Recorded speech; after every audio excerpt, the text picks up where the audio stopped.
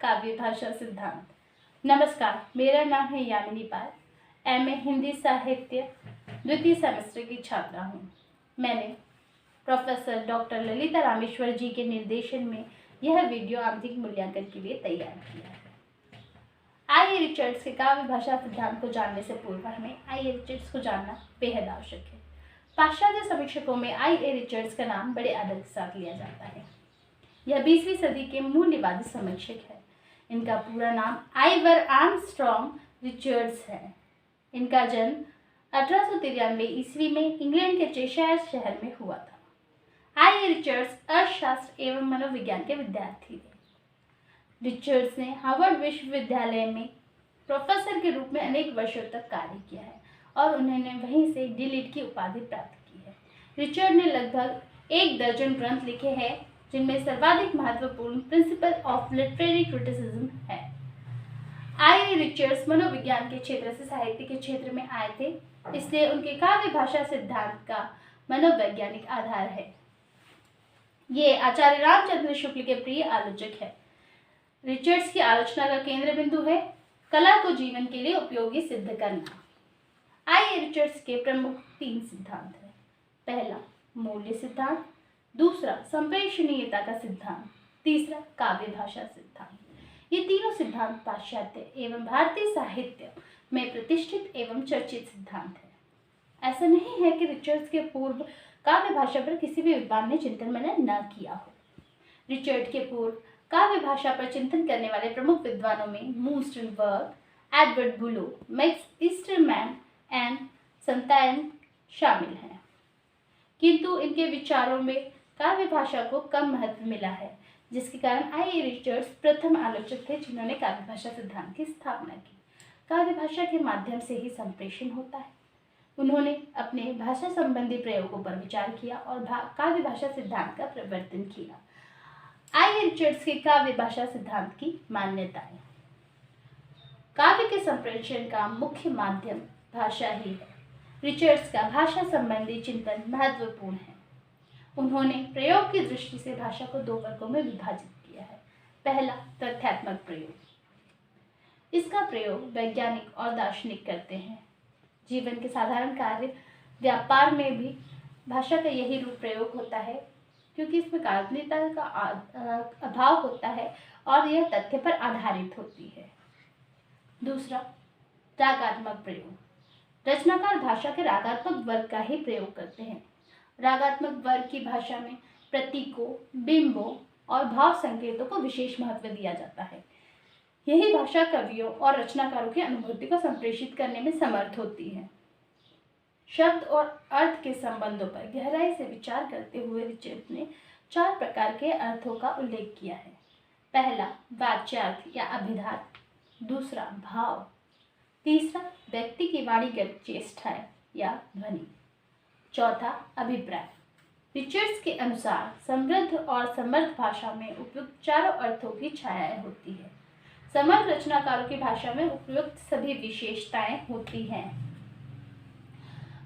भाषा से उपयुक्त 4 प्रकार के अर्थ सामान्यतः सूचित होते हैं, किंतु विषय और परिस्थिति के भेद से इनका अनुपात बदलता रहता है। विज्ञान की पुस्तकों में वाच्यार्थ का अधिक प्रयोग होता है, क्योंकि यह प्रयोगों पर आधारित तथ्यपरक होती है। इसमें हम भावों को अधिक क्लिष्ट न बनाते हुए भ्रामक शब्दों का या पर्यायवाची शब्दों का उपयोग नहीं कर सकते। रिचर्ड्स के अनुसार वाच्यार्थ में किसी वस्तु विशेष या किसी विधेय को शब्दों के द्वारा सूचित किया जाता है, जैसा कि विज्ञान अथवा गणित के विषय में होता है। विज्ञान की पुस्तकों में वाच्यार्थ तो काव्य में भाव की अतिशयता होती है, फिर भी यह अर्थ परस्पर सरलता असंबद्ध नहीं है, वे एक दूसरे से जुड़े हुए हैं। काव्य में भाव या भावार्थ की इतनी अधिक महत्ता होती है कि वहां वाच्यार्थ या सूचित तथ्य गौण हो जाते हैं। वहां तथ्य साधन होते हैं, साध्य नहीं। अतः जो लोग केवल तथ्यों और विचारों के आधार पर ही कविता का मूल्यांकन करते हैं, वे कविता के साथ न्याय नहीं कर सकते। भाषा का प्रयोग भाव की प्रेरणा से होता है। कविता विचारों की अभिव्यक्ति के लिए नहीं, अपितु भावों के प्रभाव के लिए होती है। अर्थ और भाव के पारस्परिक संबंध को व्यक्त करते हुए रिचर्ड्स ने इसके 3 रूप स्वीकार किए हैं। जहाँ अर्थ ही भाव का बोधक हो, अर्थात जहाँ शब्दों के अर्थ से ही हमें उसका भाव पता पड़ जाए। दूसरा, जहाँ अर्थ भाव की अनुभूति का सूचक हो, अर्थात शब्दों का शाब्दिक अर्थ में लेकर हम उसके भाव को ग्रहण करते हैं। और तीसरा, जहाँ प्रसंग विशेष के कारण अर्थ विभिन्न भावों का सूचक हो, जहाँ शब्द और अर्थ से भिन्न कोई अलग भाव, अलग अर्थ हमें प्राप्त होता है। लहजे के द्वारा वाचक का श्रोता के प्रति दृष्टिकोण व्यक्त होता है। उदाहरण के लिए, क्रोध और प्रेम की दशा में हमारा लहजा अलग अलग होता है। रिचर्ड्स की काव्य भाषा सिद्धांत में अर्थ मीमांसा द्वारा दूसरा महत्वपूर्ण पहलू स्पष्ट हुआ है। द मीनिंग ऑफ मीनिंग और प्रैक्टिकल क्रिटिसिज्म में अर्थ की समस्याओं पर विचार किया गया है। सामान्यतः कोई भी व्यक्ति किसी प्रयोजन से कुछ कहता है, अतः अभिप्राय का भाषा से महत्वपूर्ण संबंध है। समस्त अध्ययन की मौलिक घटनाएं अर्थबोध की होती है। रिचर्ड्स के अनुसार काव्य भाषा में रूपकों के प्रयोग पर विचार करना चाहिए। रूपकों के प्रयोग से भाषा सर्वोत्कृष्ट हो जाती है, उसमें चमत्कार उत्पन्न होता है। इसी प्रकार रिचर्ड्स का मानना था कि भाषा में श्लेष प्रयोगों से उसे अधिक अभिव्यंजनापूर्ण बनाया जा सकता है। उनके सिद्धांत की अंतिम मान्यता के अनुसार काव्य भाषा में लय छंद का होना अनिवार्य है। लय और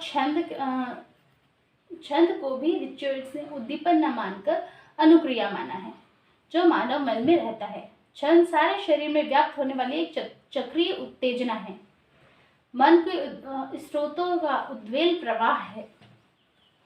काव्य भाषा सिद्धांत की आलोचना।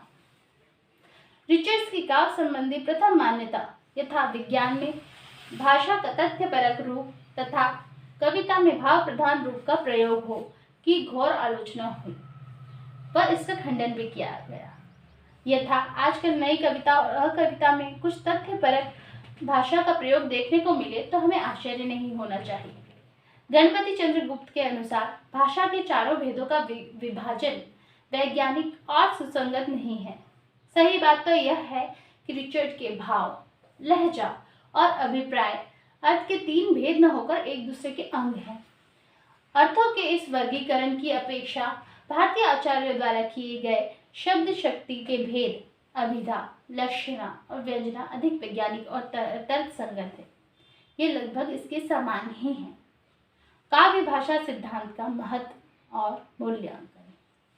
पहला, इस सिद्धांत का महत्व है कि इस सिद्धांत के द्वारा कविता में भाषा के बाह्य साधन के साथ साथ आंतरिक साधन को भी प्रतिष्ठा मिली। दूसरा, कला आत्म प्रकाशन एवं संप्रेषण है और भाषा इसका विशिष्ट माध्यम है और इसे सबकी स्वीकृति मिली। तीसरा, भाषा और कला का अटूट संबंध है। यह इस सिद्धांत की विशिष्ट देन है। चौथा, इसे एक महत्वपूर्ण सिद्धांत के रूप में स्वीकार किया गया है।